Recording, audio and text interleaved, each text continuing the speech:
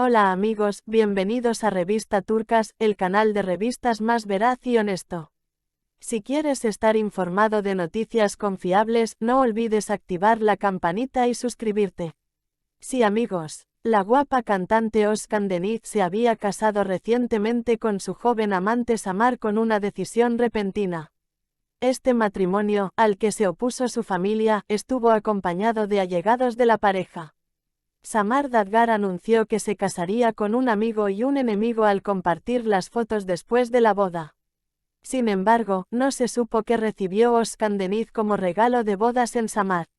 Según la información confirmada más tarde, Özkan Deniz le regaló a su nueva esposa un automóvil de lujo que valía una fortuna.